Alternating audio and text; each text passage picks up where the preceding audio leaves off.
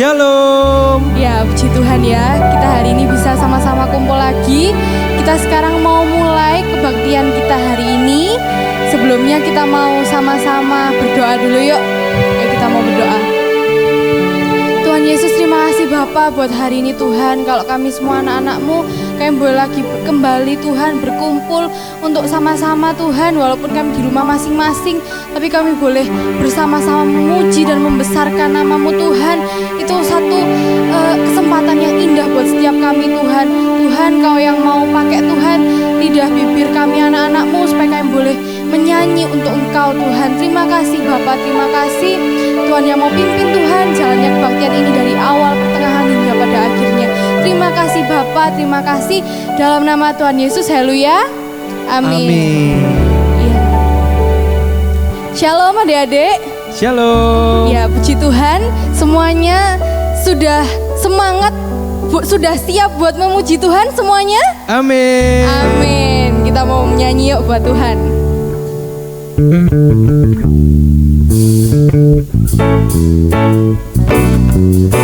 Semuanya tepuk tangan ya.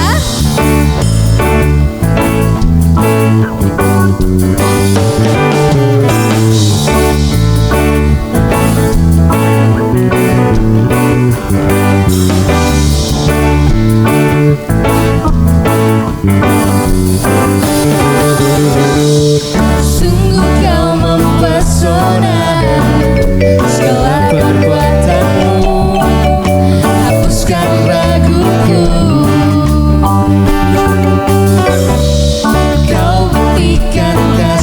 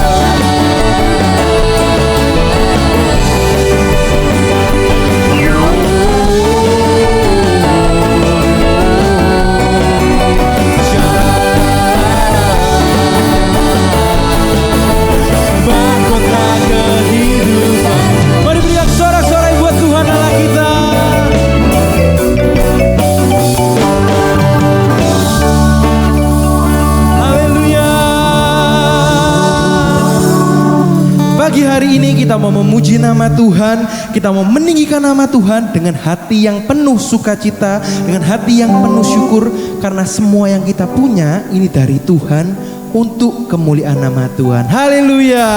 Haleluya.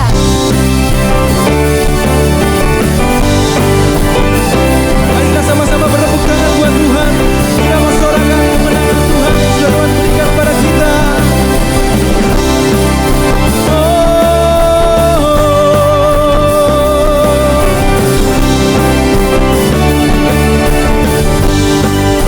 Mari katakan.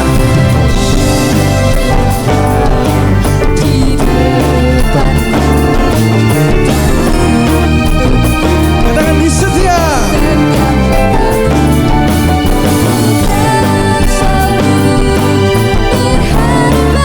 Katakan sahabat.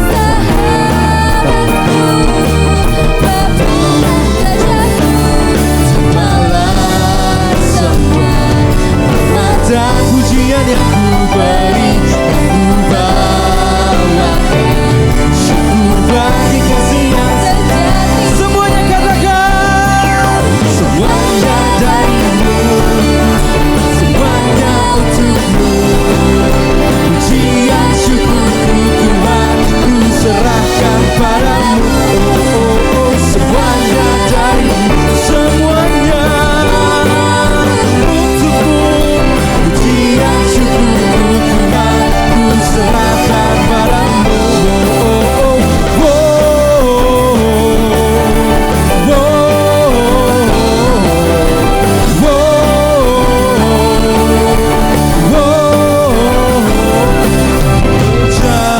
Jalanlah di depanku dan tuntunku di setiap langkahku.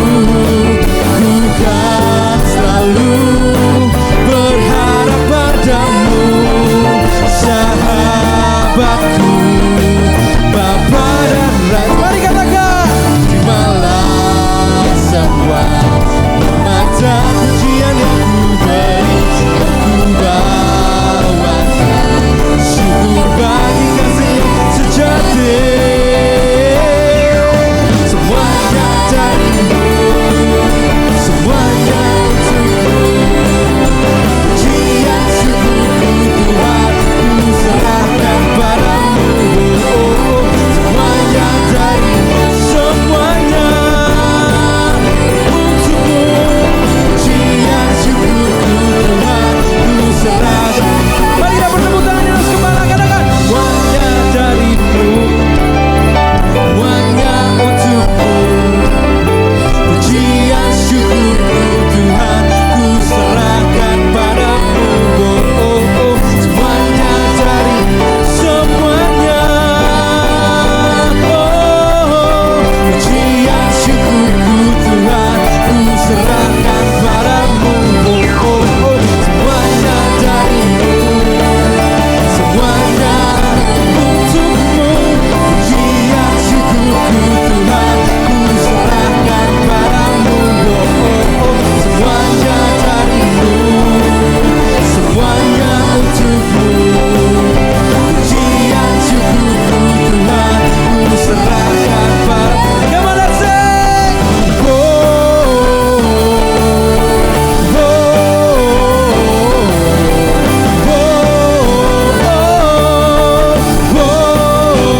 Mari berikan sorak-sorai buat Tuhan Allah kita.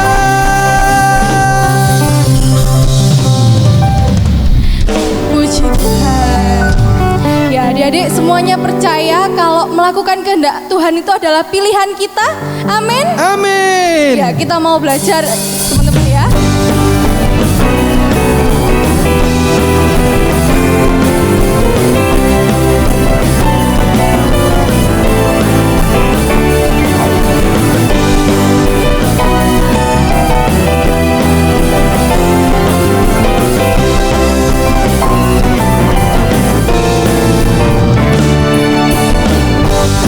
Tuhan yang mulia, turun ke dunia.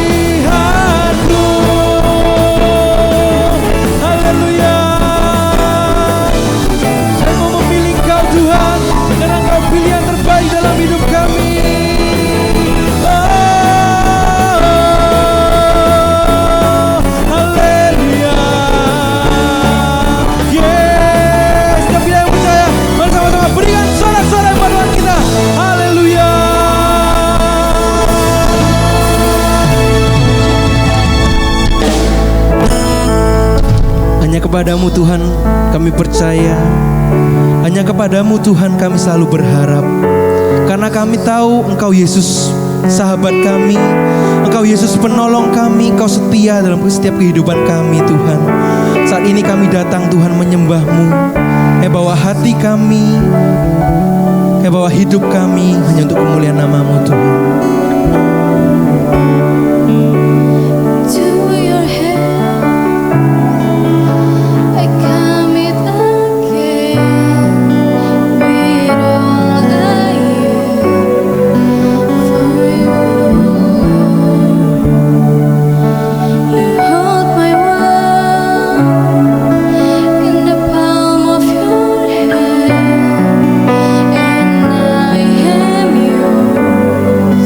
For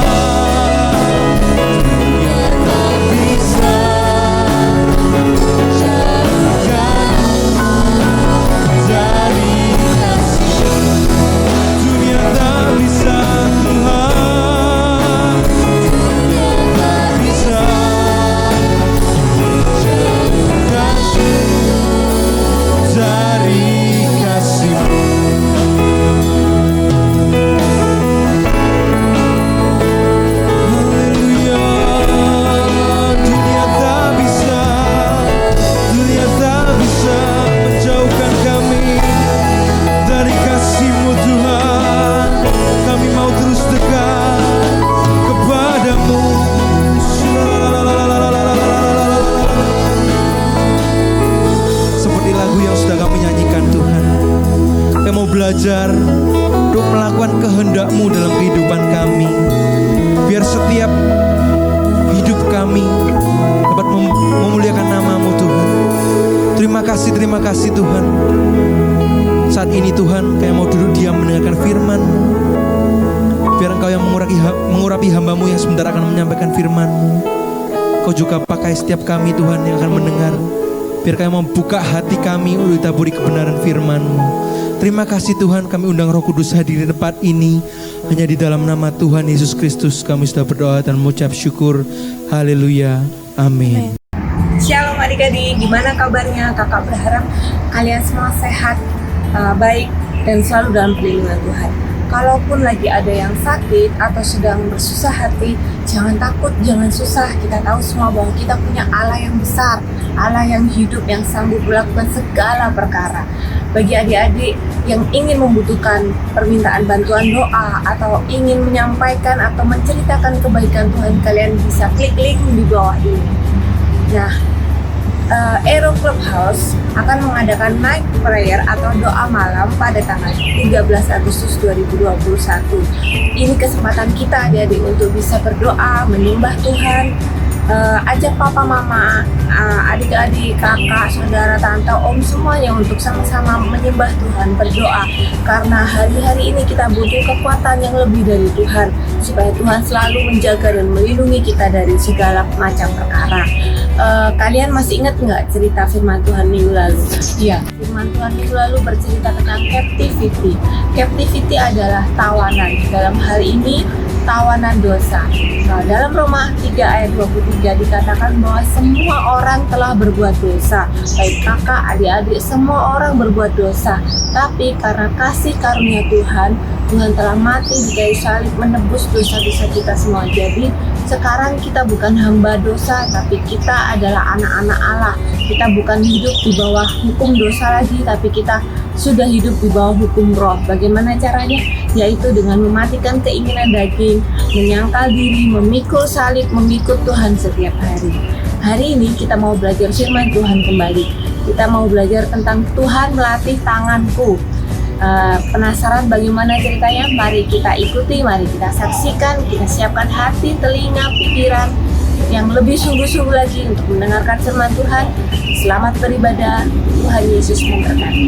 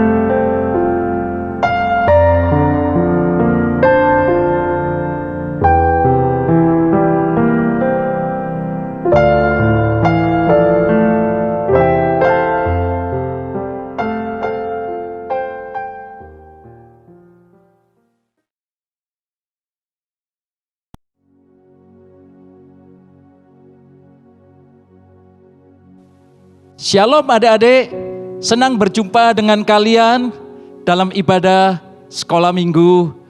Puji nama Tuhan. Pada hari ini kita akan belajar satu kebenaran firman Tuhan, yaitu Tuhan melatih tanganku.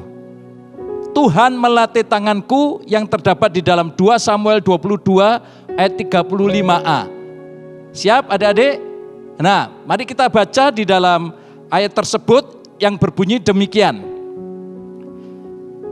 Yang mengajar tanganku berperang. Judul firman Tuhan tadi sudah disebutkan, Tuhan melatih tanganku. Haleluya. Dalam terjemahan lama dan King James dikatakan mengajar. Dalam terjemahan yang lain, Alkitab Hidup Berkelimpahan maupun bahasa Indonesia sehari-hari atau Alkitab yang terbuka dikatakan melatih. Jadi Tuhan melatih tanganku untuk berperang. Tuhan mengajar tanganku untuk berperang. Ayat ini paralel dengan Mazmur Pasal 18 ayat 35 maupun 144 ayat yang ke-1 yang merupakan Mazmur Daud yang berisi doa dan ucapan syukur atas kemenangan dalam menghadapi musuh-musuh oleh karena pertolongan Tuhan yang penuh kuasa. Daud, anak-anak, itu adalah salah satu tokoh yang dalam Alkitab terkenal ya, dan dikasihi Tuhan serta selalu menang dalam peperangan. Apa yang menjadi rahasia kemenangan Daud? Dalam pelajaran firman Tuhan saat ini kita diberi pengertian bagaimana kita bisa menjadi orang yang berkenan kepada Allah dan bisa berhasil dalam kehidupan ini. Mari kita lihat satu demi satu. Mulai dari yang pertama, yaitu mulai dari yang kecil. Kita baca di dalam Lukas 16 ayat yang ke-10 dari terjemahan baru, bunyinya demikian. Barang siapa setia dalam perkara-perkara kecil, ia setia juga dalam perkara-perkara besar. Dan barang siapa tidak benar dalam perkara-perkara kecil, ia tidak benar juga dalam perkara-perkara besar. Daud itu adalah raja yang besar dan berhasil dalam pemerintahan kerajaan Israel. Bahkan melalui keturunannya itu bisa dilahirkan Mesias, anak-anak. Nah, untuk dapat mencapai hal tersebut tidak mudah, tidak gampang. Banyak tantangan, kesulitan yang harus dihadapi oleh Daud. Tangan Daud memang sudah terbiasa dengan tongkat gembala dan jari-jarinya itu terbiasa bermain apa? Kecapi, jreng-jreng, mungkin begitu ya bunyinya sambil memuji Tuhan. Ya. Nah, tetapi Allah melatih atau mengajar tangannya Daud untuk bertempur dan jari-jarinya untuk berperang. Ya. Anak-anak, kita belajar ini tentu lihat di dalam Alkitab ya. Kita lihat kebenaran di dalam Alkitab. Di dalam wasiat lama ya. Arti dari ayat tersebut, Tuhan melatih tanganku untuk berperang, itu artinya bukan secara rohani ya. Karena wasiat lama. Jadi memang Daud pada waktu itu bertempur, berperang sungguh-sungguh dengan musuh-musuhnya. Itu kebenaran wasiat lama. Tapi bagi kita orang yang hidup di dalam wasiat baru, arti berperang itu bukan seperti itu.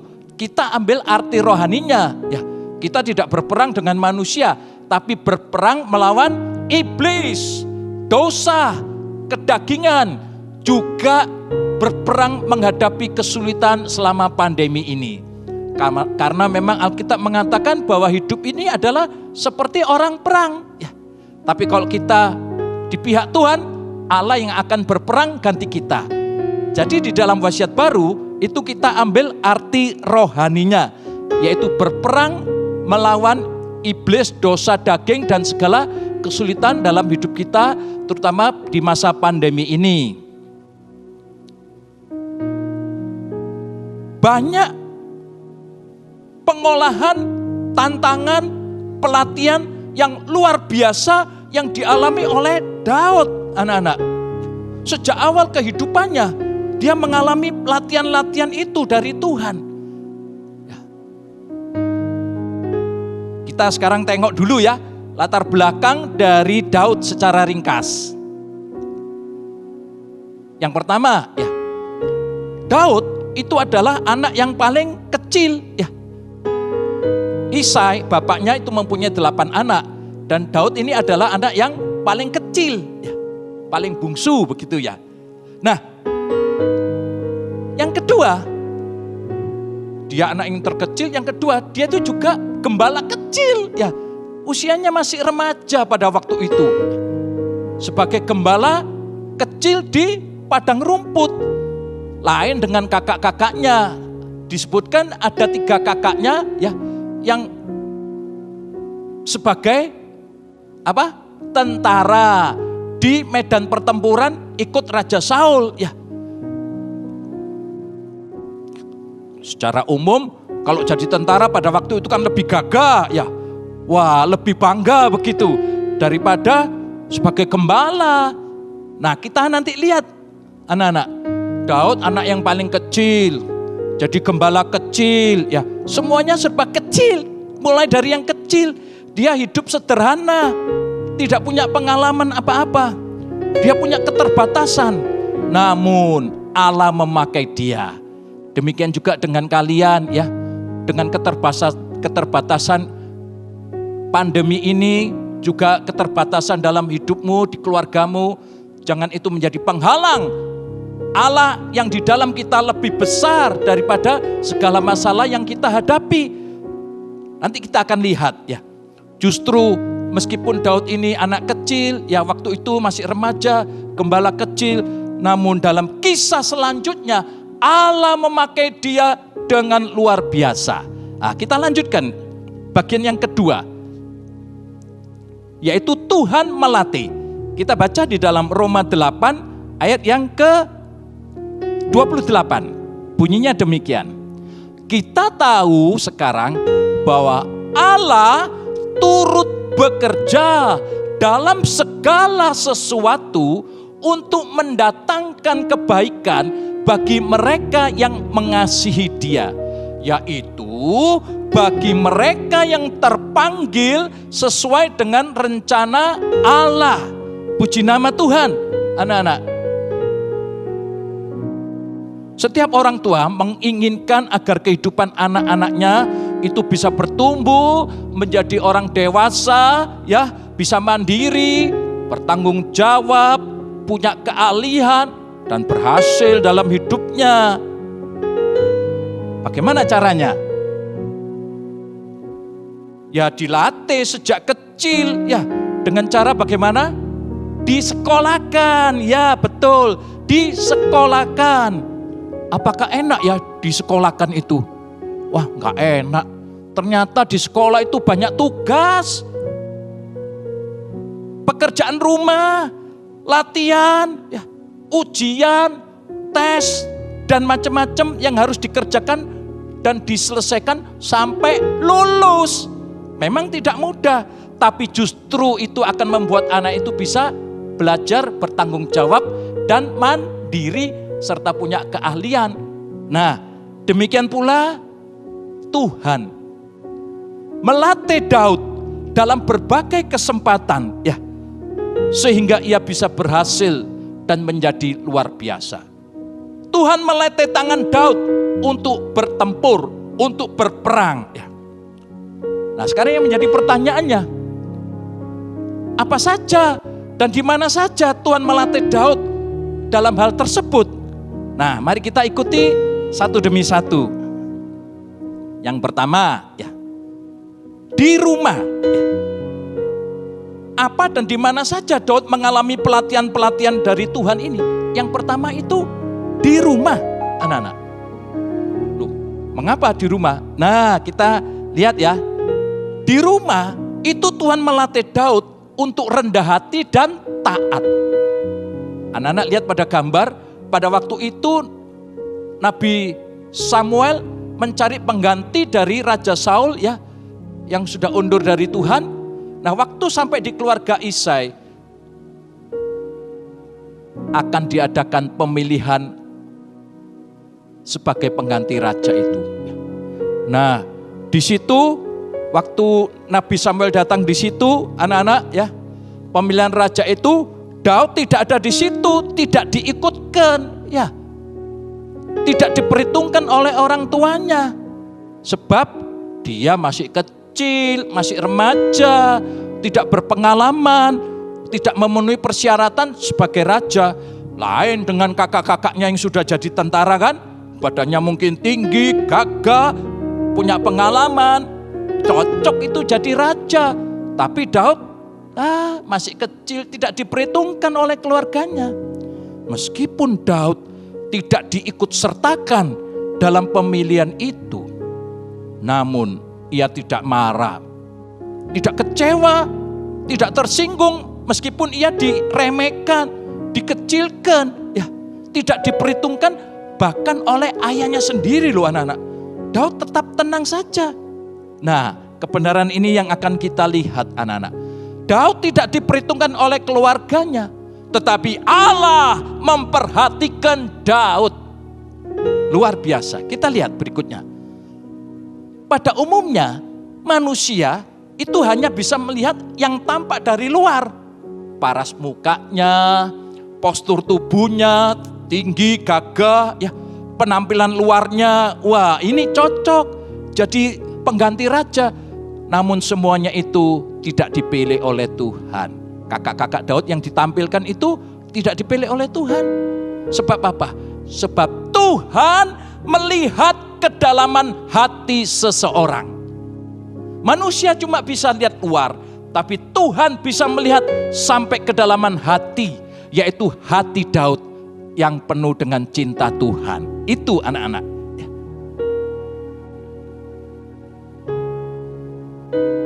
Akhirnya Daud dipanggil karena sudah tidak ada lagi kakak-kakaknya yang mau dipilih, ya. Lalu akhirnya Daud yang dipanggil. Nah, ini dia kata Tuhan, ini yang harus engkau urapi untuk menjadi raja. Tuhan berkata kepada Nabi Samuel, ya. Lalu Tuhan memilih Daud yang masih kecil, yang sederhana, yang belum berpengalaman ini, lalu diurapi. Anak-anak perhatikan ya. Sejak hari itu dan seterusnya berkuasalah roh Tuhan atas Daud. Padahal usianya waktu itu masih remaja. Ya, demikian juga dengan kalian. Meskipun sederhana, jangan rendah diri. Tuhan akan memakai engkau asal hidupmu berkenan kepada Tuhan. Engkau diurapi oleh Tuhan karena engkau mau taat kepada Tuhan, hidup dalam kebenaran firman Tuhan, taat kepada orang tua, maka Tuhan akan mengurapi hidupmu seperti Daud dan roh Tuhan ada di dalammu. Oh, luar biasa. Juga pada waktu itu anak-anak, waktu dia di rumah, suatu saat ayahnya yaitu Isai menyuruh dia untuk mengantarkan makanan kepada kakak-kakaknya yang sedang ada di medan pertempuran. Daud menurut anak-anak. Dia taat, baik Bapak, saya siap mengantarkan makanan ini buat kakak-kakak saya. Daud itu baik anak-anak. Kenapa? Karena dia mau taat dan menurut akan orang tuanya. Dia tidak mengeluh, apalagi protes. Jangan Bapak, jangan saya kan sibuk. Saya banyak ini urusan dengan domba-domba saya, orang lain saja. Tidak anak-anak. Baik Bapak. Ini anak-anak ya. Belajar taat dan hormat kepada orang tuamu. Hai anak-anak, taatilah dan hormatilah ayah dan ibumu. Sebab itu akan membuat kita hidup bahagia dan panjang umur. Anak-anak di rumah belajar taat kepada orang tua. Ya, itu akan membuat engkau hidupmu bahagia. Seperti Daud ini. Ya, dia taat, lalu dia melakukan perintah dari orang tuanya. Daud di rumah jadi berkat anak-anak. Jadi waktu bagian pertama ini di rumah, Daud itu belajar apa? Taat, ya. Belajar taat anak-anak. Lalu yang kedua, kita lihat di mana dia dilatih oleh Tuhan. Yang kedua, di padang rumput. Dia dilatih untuk bertanggung jawab. Nah, tentu tadi sudah disinggung ya bahwa Daud itu pekerjaannya waktu itu sebagai gembala kecil ya. semestinya bapaknya atau Isai ini bisa menyuruh orang lain atau hamba yang lain untuk mengurus domba-dombanya. Tapi justru Daud yang disuruh. Anak-anak, Daud tidak protes, Daud melakukannya itu dengan baik. Dia diberi tugas, dia mengerjakannya dengan baik sebagai gembala. Ya, Daud bertanggung jawab terhadap apa yang dipercayakan oleh orang tuanya kepadanya. Ya, jadi dia itu bertanggung jawab. Juga pada waktu disuruh mengantarkan makanan ke kakaknya tadi toh, dia taat, tapi dia juga melakukannya dengan baik. Ya, artinya apa? Sebelum dia berangkat, domba-domba yang biasa dipelihara dia, yang dijaga dia, itu dia memanggil seseorang untuk menggantikan dia, supaya ada yang mengawasi. Itu salah satu bentuk tanggung jawab anak-anak. Jadi sebelum Daud berangkat, dia panggil satu orang, tolong ya, ini jagakan ya, saya disuruh sama orang tua saya untuk berangkat. Wah, setelah orang itu menggantikan untuk menjaga, mengawasi domba-dombanya, dia berangkat. Itulah salah satu bentuk tanggung jawab dari Daud. Ia menitipkan domba-dombanya ke seseorang untuk memelihara.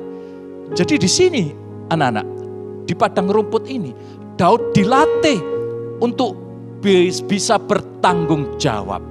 Selain itu dia juga belajar sabar, ya. Gembala itu harus sabar. Terus juga diajari peduli memperhatikan domba-domba, keselamatan domba-domba, memberi makan, memberi minum, juga menjaga terhadap binatang buas. Serangan binatang buas itu ada, anak-anak, tapi dia jaga supaya domba-domba ini terpelihara. Juga kalau ada pencuri yang mau datang, pasti diusir supaya tidak mencuri. Nah, inilah latihan yang Tuhan berikan kepada Daud. Latihan bertanggung jawab, sabar. Jadi Daud ini, anak-anak, dipersiapkan nanti untuk menggembalakan umat Israel. Dengan nantinya dia menjadi raja, itu dia memimpin umat Allah yaitu Israel. Daud itu selalu disertai oleh Tuhan. Ya. Terbukti apa anak-anak? Waktu dia sebagai gembala masih remaja kan? Binatang apa yang pernah dikalahkan oleh Daud pada waktu itu? Coba anak-anak tebak. Apa? Semut? Bukan. Belalang? Bukan. Apa? Iya. Singa dan beruang. Itu pernah dikalahkan oleh Daud pada waktu dia sebagai gembala kecil. Masih remaja, orang sederhana, tapi bisa mengalahkan singa dan beruang. Itu adalah satu perkara yang luar biasa. Mestinya beruang atau singa itu yang mencapik-capik Daud lalu mati Daudnya, karena dia masih belum berpengalaman, masih kecil. Tapi roh Tuhan itu luar biasa ada pada Daud. Ya, dia menang anak-anak menghadapi seperti itu. Ya, demikian juga dengan anak-anak. Belajar untuk bertanggung jawab. Baik itu pekerjaan yang ada di sekolah. Kan anak-anak diberi pekerjaan sekolah kan, meskipun ini daring ya, belajar di rumah. Tugas-tugas, pekerjaan, ujian, kerjakan dengan baik. Ya, belajar bertanggung jawab. Jangan sampai ditelantarkan. Wah, nggak mau, nanti aja, kapan-kapan saja. Nah, jangan anak-anak harus belajar bertanggung jawab. Kerjakan hari demi hari, dicicil ya. Jangan suka menunda. Nanti kalau sudah terlalu banyak, akhirnya jadi malas. Tapi kalau engkau kerjakan dengan baik, itu untuk masa depanmu ya. Kerjakan. Kalau ada ujian, ada tes, kerjakan. Ya, nanti engkau pasti berhasil. Sebab disertai oleh Tuhan dan engkau juga ambil bagian. Ya, bertanggung jawab. Juga nanti kalau di rumah, ya bertanggung jawab. Kalau misalnya ada keran yang habis dibuka, setelah selesai dipakai harus diapakan? Ditutup. Itu namanya bertanggung jawab. Jangan dibiarkan. Biarin aja. Kan bukan saya. Lalu airnya sampai meluber, ya itu jangan ya. Kita kita harus perhatikan yang ada di rumah. Belajar bertanggung jawab terhadap hal-hal yang kecil. Misalnya habis menyalakan lampu, kalau sudah selesai, tidak dipakai lagi, ya dimatikan. Ya. Jadi belajar bertanggung jawab mulai dari hal-hal yang kecil. Juga anak-anak, waktu dia sebagai gembala, itu dia belajar ya untuk memuji Tuhan. Ya, memuji Tuhan. Nah, anak-anak, di sini Daud belajar bertanggung jawab, sabar, ya lemah lembut. Nah sekarang kita lihat pada bagian yang ketiga. Pertama kan belajar di rumah. Tuhan memberi pelatihan, ketaatan, ya rendah hati. Terus yang kedua di padang gurun, di padang rumput maksud saya, dilatih untuk bertanggung jawab. Latihan yang ketiga yang Tuhan berikan kepada Daud itu adalah di istana. Ya, wah mulai lagi ya. Tadi pertama di rumah, lalu di padang rumput sebagai gembala kecil, lalu berikutnya di istana. Nah mulai naik anak-anak, dia bisa dipercaya. Daud ini anak-anak, mulai kecil ya, dari perkara-perkara kecil itu sudah bisa dipercaya. Demikian pula dengan kalian, harus bisa belajar dipercaya.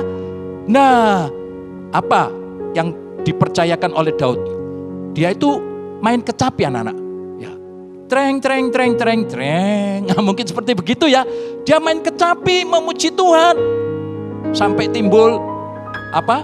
Lagu Tuhan adalah gembalaku, takkan kekurangan aku. Itu pengarangnya Daud anak-anak. Dia punya pengalaman dengan Tuhan. Dia main kecapi dengan urapan Tuhan yang luar biasa. Lalu dia dipanggil di istana karena waktu itu kan Saul undur dari Tuhan. Raja Saul susah. Lalu ada yang memberitahu, coba dipanggil Daud.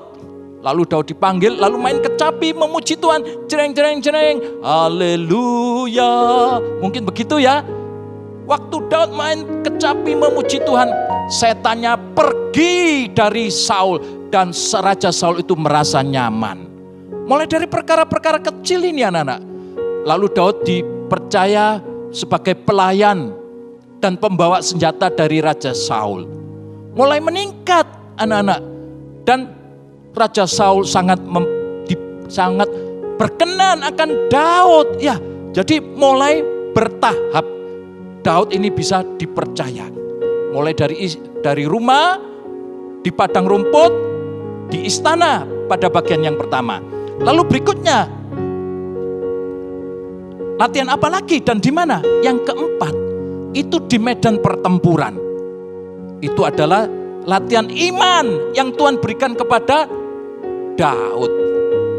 Anak-anak, tadi kan Daud disuruh sama ayahnya Isai untuk mengantarkan makanan kan kepada kakak-kakaknya di medan pertempuran. Ya, waktu itu Daud tidak menyangka, tidak tahu ya, dia cuma mengantarkan makanan. Ternyata di situ ada medan pertempuran di mana orang Filistin dan tentaranya yang besar, raksasa siapa namanya?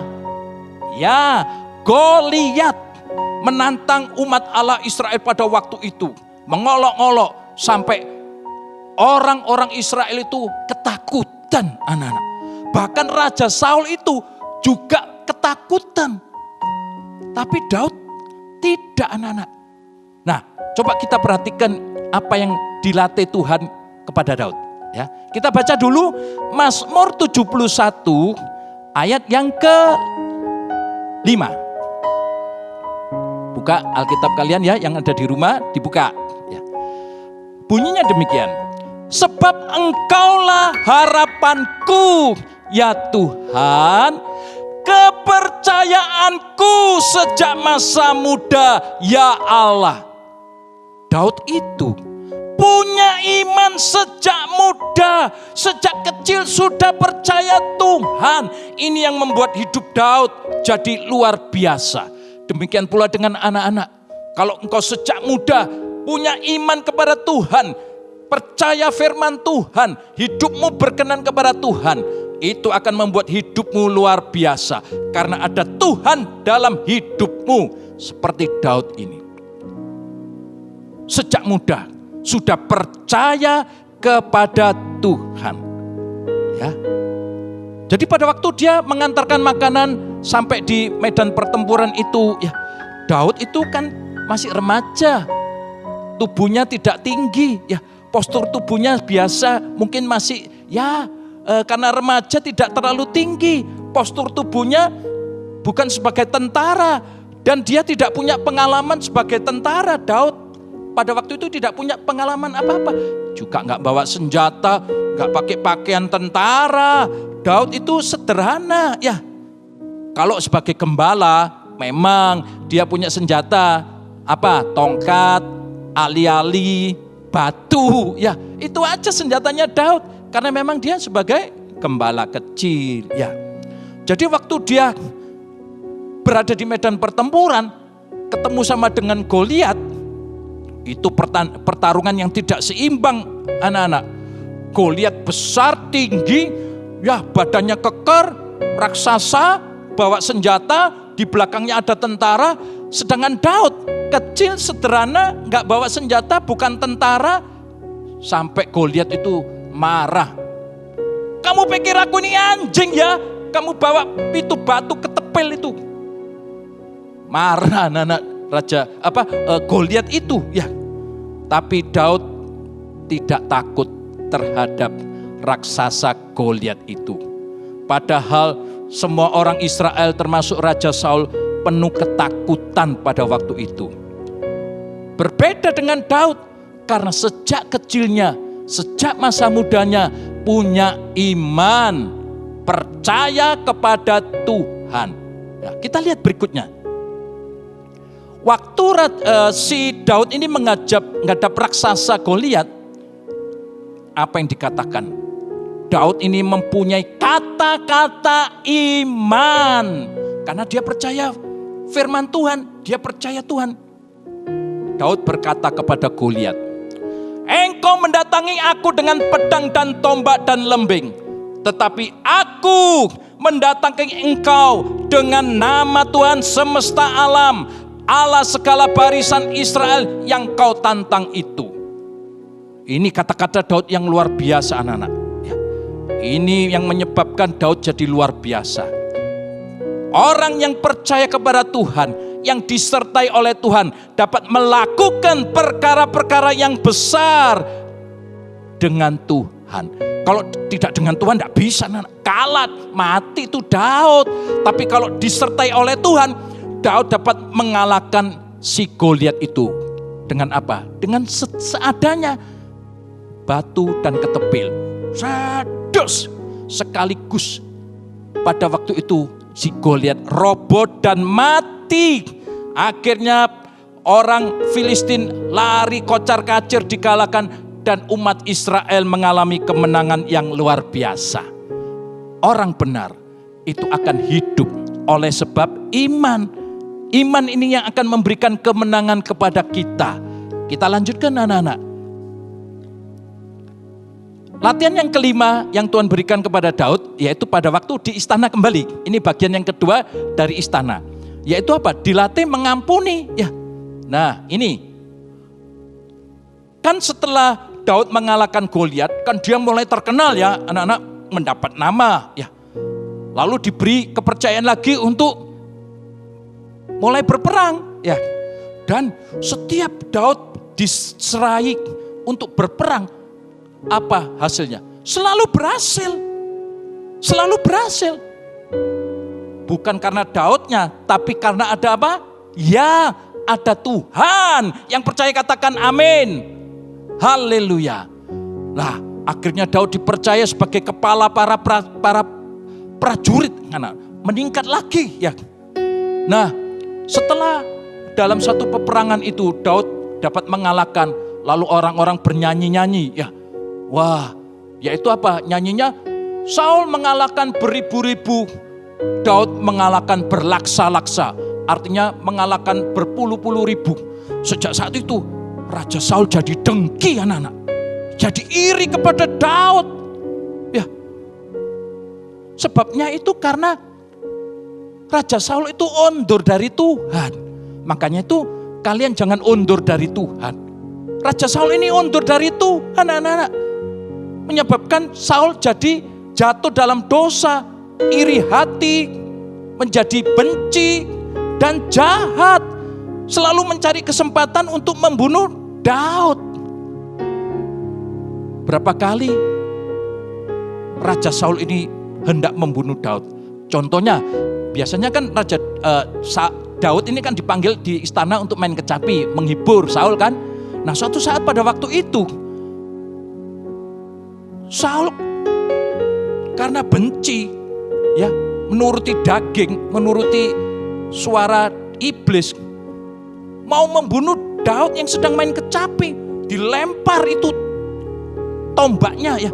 Untung tidak kena, anak-anak. Dan memang Tuhan melindungi Daud. Dalam beberapa kali kesempatan gagal rencana untuk membunuh Daud itu. Tuhan menyertai Daud. Apa yang terjadi? Daud tidak pernah membenci atau membalas dendam kepada Saul. Mestinya kan dia bisa, ya. Tapi si Daud, dia tidak mau membalas. Dia mau mengampuni. Nah, ini anak-anak, kalian juga harus belajar mengampuni. Mungkin itu di mana saja, ya, belajarlah mengampuni. Mungkin dirugikan, barangmu dipinjam tidak dikembalikan. Ya memang kalau bisa ditagih, diingatkan. Tapi kalau misalnya dia tidak mau mengembalikan dan merugikan kalian, ya kita berdoa kepada Tuhan, kita serahkan kepada Tuhan. Jangan sampai sesuatu itu engkau mengakibatkan hidupmu pahit, kecewa. Jangan, serahkan kepada Tuhan. Ya. Lalu yang keenam, anak-anak. Tuhan melatih tangan Daud untuk berperang. Apa dan di mana? Yang keenam ini, yaitu pada saat dalam pelarian. Karena dikejar oleh Raja Saul. Anak-anak kan tadi sudah lihat pada bagian yang kelima. Setelah Daud dapat mengalahkan Goliat dan musuh-musuh orang Filistin, kan namanya terkenal. Ya, lalu orang mulai menyanyi-nyanyi. Itu yang membuat Saul jadi iri. Lalu Saul hendak berusaha untuk membunuh Daud. Dikejar anak-anak. Sampai dimanapun diusahakan untuk bisa dibunuh. Itu Daud. Jadi Daud ini lari. Ya. Nah, dalam pelarian itu dari kejaran Daud, si Raja Saul, Daud itu oleh Tuhan dilatih untuk berharap kepada Tuhan. Ini luar biasa, anak-anak. Lari beberapa banyak tempat, anak-anak. Lari ke Nabi Samuel di Rama, lalu pergi juga di Nob, lalu di Gad, di Gua Adulam, di Kehila, di Padang Gurun Sif, di En-Gedi, dan lain sebagainya. Dikejar terus. Bahkan di suatu kesempatan, Daud itu bisa punya kesempatan untuk membalas Raja Saul yang pada waktu itu terlelap ketiduran di suatu tempat, anak-anak. Tapi Daud tidak mau membunuh maupun membalas dendam. Ya. Dia dilatih untuk berharap kepada Tuhan. Mestinya Raja Saul itu dibunuh aja supaya tidak dikejar-kejar. Setelah itu dia bisa jadi raja kan. Padahal dia kan sudah diurapi waktu yang beberapa sebelumnya itu. Tapi Daud itu baik, anak-anak. Dia hanya berharap kepada Tuhan. Makanya dia berkata kepada temannya atau kepada anak buahnya, "Hei, jangan membunuh ini. Ini orang yang diurapi oleh Tuhan."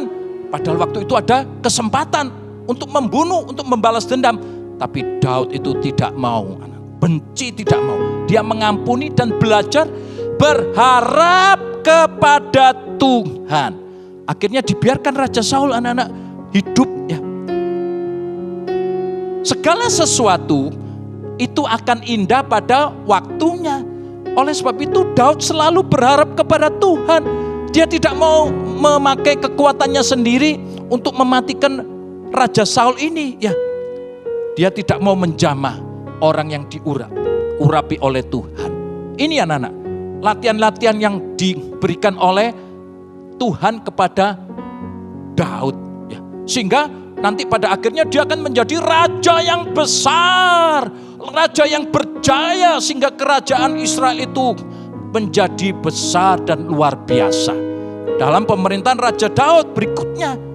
Nah, pada bagian yang ketiga ini kita belajar bagaimana rahasianya sehingga Daud ini selalu menjadi berhasil, anak-anak. Di catatan firman Tuhan yang nanti akan kalian terima pada waktu ini ya, juga di slide, itu dikatakan beberapa ayat, 1 Samuel 18 ayat yang kelima, ayat 15 dan 30, serta 2 Samuel 8 ayat 6 dan 14, di catatan itu juga ada ya, di catatan khotbah yang saya siapkan, dikatakan Daud itu selalu berhasil dalam peperangan, selalu berhasil, tidak gagal, tapi menang. Apa kuncinya? Nah, ini anak-anak.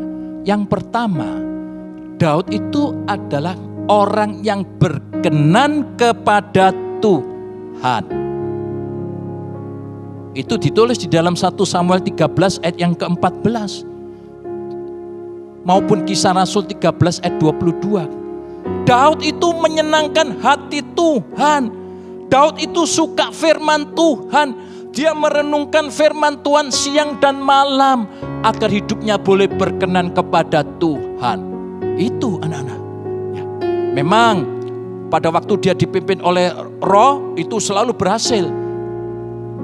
Namun pada waktu dia tidak dipimpin oleh Roh, ya tidak kita bahas, yaitu dia jatuh dalam beberapa dosa ya. Dengan Batsyeba, membunuh Uria, dan juga dosa kesombongan menghitung pasukan ya, tapi tidak kita bahas.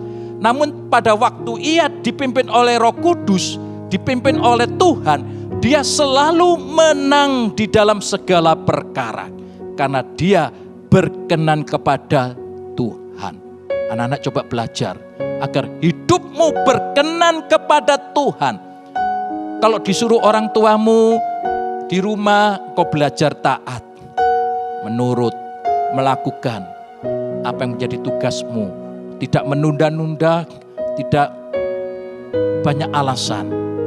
Juga menggunakan gadgetmu, HP-mu dengan baik, dengan bijak. Jangan melihat perkara-perkara dosa di dalam HP-mu, ya. Jangan terikat.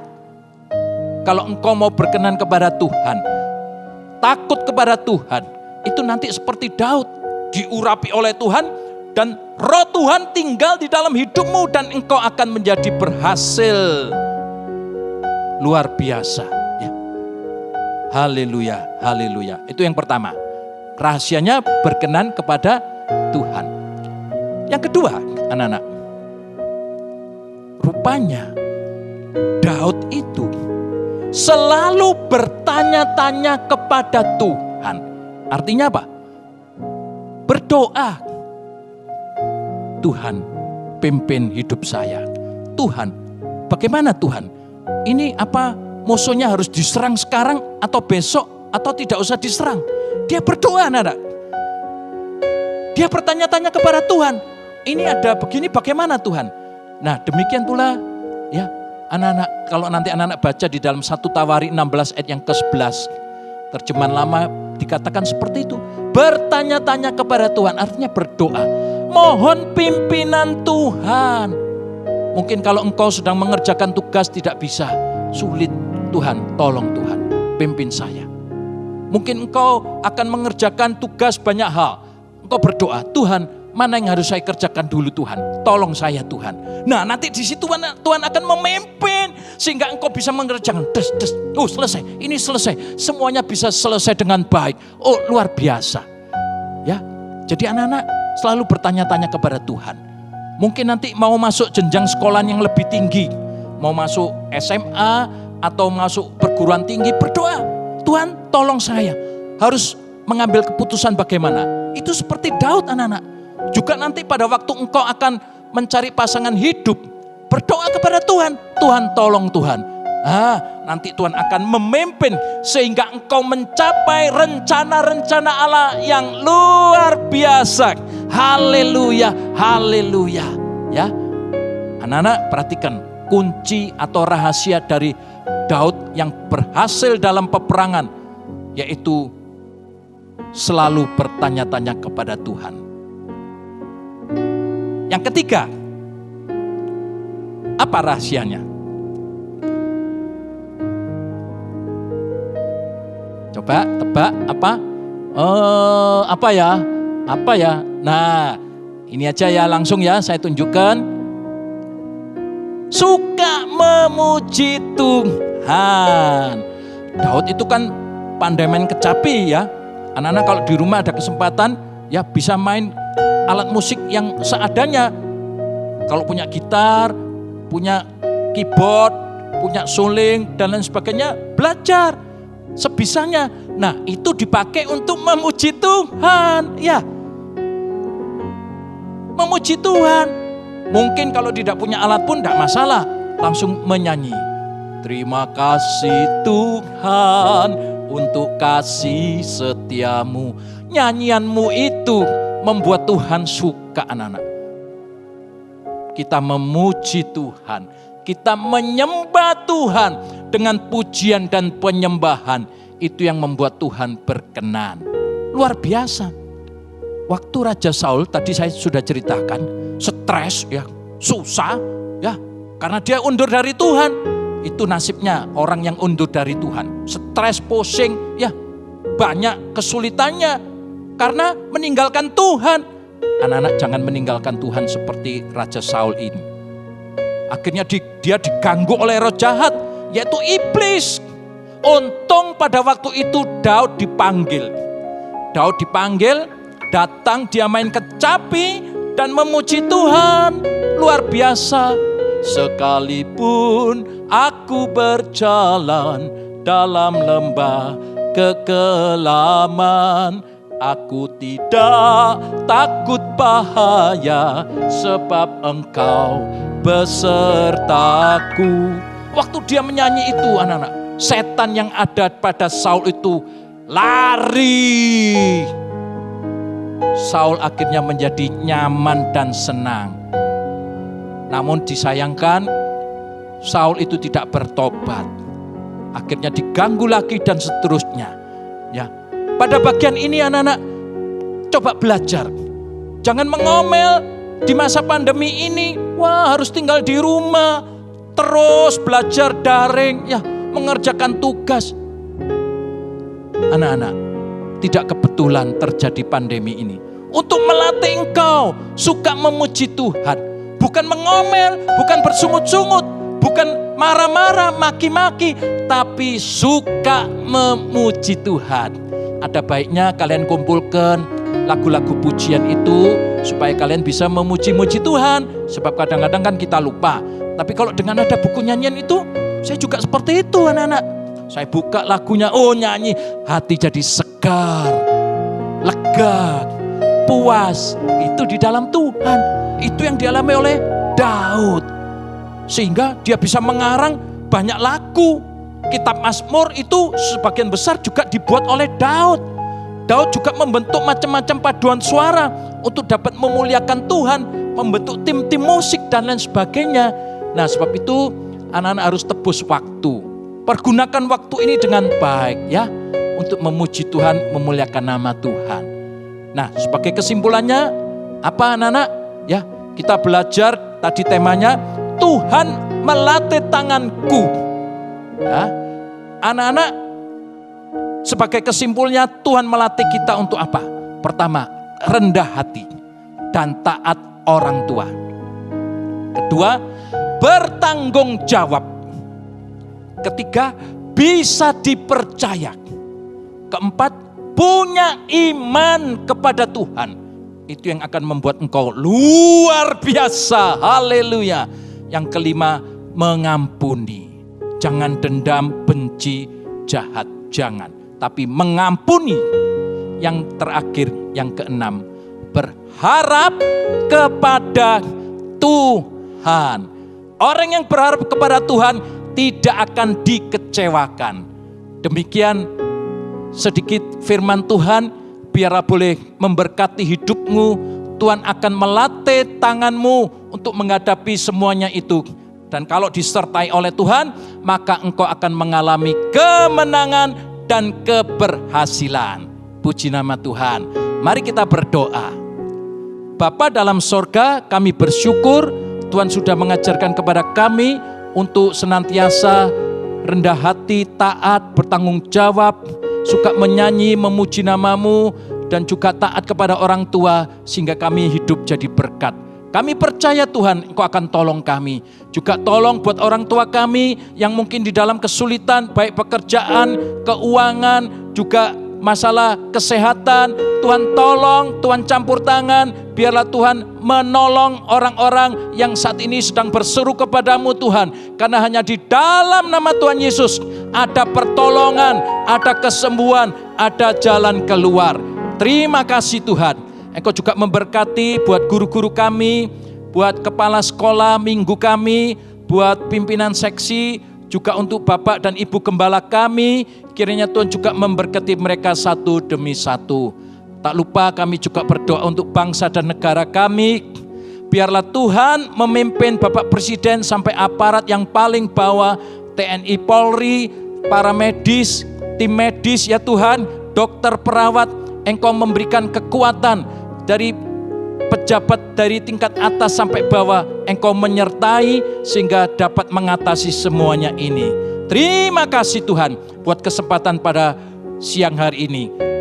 Akhirnya kami mohonkan kiranya berkat dari Allah Bapa, kasih dari Tuhan Yesus Kristus, dan persekutuan Roh Kudus menyertai kami semua mulai hari ini sampai Maranatha. Tuhan Yesus datang kembali.